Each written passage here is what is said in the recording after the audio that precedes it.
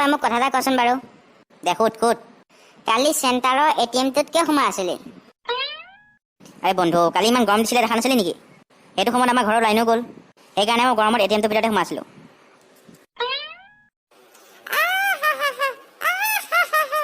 কথা শুন না বেটাৰ ই মানুহ মাৰি দিব দেই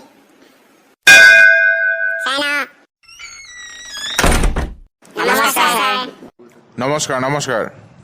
তহঁতৰ কাৰণে যে মই গালি শুনিব লগা হয় যে কিয় কোনে গালি পাইছে তহঁতে স্কুল ছুটি হোৱাৰ পিছত এই সন্মুখৰ ঘৰখনত শিলগুটি কিয় কাৰণে মাৰ ছাৰ আপুনি কথা কিছুমান কয় আৰু দেই কিয় মই কি ভুল কথা ক'লো ছাৰ আমি মানুহ ঘৰত শিলগুটি নামাৰো নহয় নামাৰা কাৰণেতো মোক কৈছে সিহঁতৰ ঘৰত গ্লাছ ভাঙিছে ছাৰ আপুনি কথাটো বুজি পোৱা নাই আমি শিলগুটিটো সিহঁতৰ ঘৰত নামাৰোতো এই গছজোপাত ডালিম যে ধুনীয়া ধুনীয়া লাগি আছে আমি তাতহে মাৰোঁ তাত ডালিমটোত যদি লাগি পেলাই যদি শিলগুটিটো টিঙত পৰে তাত আমাৰ কিনো ভুল আছে আপুনি কওকচোন মানে তই কি ক'ব বিচাৰিছ মই এইটো ক'ব বিচাৰিছোঁ যে আমি মানুহ ঘৰত শিলগুটি নামাৰোঁ এই ডালিম জোপালে শিলগুটি মাৰোঁতে যদি টিঙত পৰি যায় আমাৰ গাত কোনো ভুল নাই ছাৰ দে হ'ব দে ঠিক আছে আগলৈ যাতে এনেকুৱা কাম নকৰ ঠিক আছে ছাৰ নিপু তই মোক কথা এটা কচোন বাৰু দীঘল ঠেঙীয়া কাক কোৱা হয় ছাৰ ডাইনাছৰ হ'ব নেকি বহুত ওখ আছিলেতো গাধক এটা সেইটোও নাজানো বৰষুণ জাককে দীঘল ঠেঙীয়া বুলি কয় ছাৰটো কেনেকৈ সম্ভৱ হ'ব বৰষুণ এজাক টোপালহে তাৰতো কোনো ঠেং নাই এই কথাটো আগৰ পৰাও চলি আছে এতিয়াও চলিয়ে থাকিব এই দীঘল ঠেঙীয়াটো বৰষুণ জাককে বুলি কয় হয় ছাৰ আপোনাৰতো সত্য দিয়ক দে হ'ব দে ঠিক আছে বুদ্ধা তই মোক এটা কথা কচোন বাৰু ছাৰ সোধক চাহৰ লগত যে বিস্কুট খাব লাগিব এইটো কিবা মানে আছে নেকি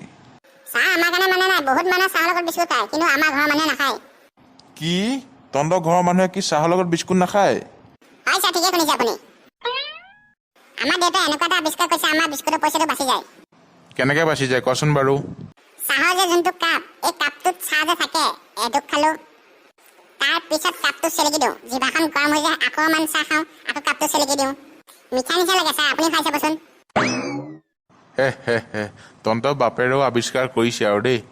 হয় ছাৰ প্ৰেমানন্দ তই মোক এটা কথা কচোন বাৰু ছাৰ সোধক মুৰ্গী ইমান ওখ নহয় যে কিয় চাপৰ হৈ থাকে যে ছাৰ আপুনি গম নাপায় নেকি মই শিকাই দিছোঁ ৰখক পৃথিৱীত এটাই ছাত্ৰ আছে ই মোক এতিয়া কথা শিকাব দে বাৰু কৈ যা যদি তোৰ কথাটো ভুল হয় তেনেহ'লে তই বেঞ্চত আঁঠুকাই থাকিব লাগিব হ'ব ছাৰ আপুনি কেনেকুৱা কথাবিলাক কৈছে মই আঁঠুকাই থাকিব লাগিব নেকি তই যদি মিছা কথা নকয় সঁচা কথা ক তেনেহ'লে তই আঁঠুকাইব নালাগে যদি সঁচা কথাটো নকৈ মিছা কথা ক তেনেহ'লে আঁঠুকাইব লাগিব তেনেহ'লে এতিয়া তই কোনটো কৰিবি ক মই বেয়া নাপাওঁ দে তই কচোন বাৰু অঁ ছাৰ এইটো মোক কেনেকুৱা জালত ফচাই দিলে সঁচা ক'লেও বিপদ মিছা ক'লেও বিপদ হে মই মাষ্টৰৰ চাকৰি এনেই পোৱা নাই নহয় ফালিছে ই মাষ্টৰ চাকৰিডাল কৰি পেলাই প্ৰেমা কি ভুৰ ভুৰাই আছ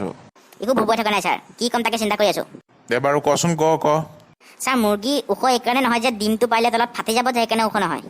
আঁঠুকাৰ তই অঁ ছাৰ মই কি আঁঠুকাৰিম আকৌ মই তোক আঁঠুকাৰিব দিছোঁ তই আঁঠুকাৰ প্ৰেমা আঁঠুকাই কেনেকৈ লাগিছে তোক ৰ ক্লাছ খতম হ'ব দে তোক ফালি আছোঁ ৰ এতিয়া আহিছোঁ মৰম লগা ছাত্ৰটো ওচৰলৈ থেকেৰা চাওঁফালে উঠিয়া ছাৰ কওক কিয় মাতিছিলে তই বিষয়ৰ ওপৰত ব্যাখ্যা এটা কৰি দিব লাগে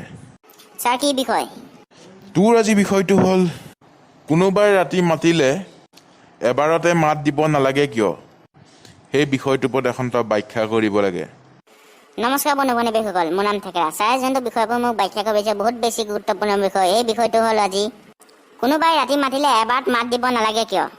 এই বিষয়টো বহুত মানুহে জানে যোনসকলে নাজানে মই সেইসকলক ক'বলৈ বিচাৰিছোঁ আপোনালোকে মনোযোগ দি শুনি যাব টোপনি গৈ থাকিলে মানুহৰ শৰীৰ অস্তন অৱস্থাত থাকে এই অৱস্থাত এবাৰ নুশুনিব পাৰে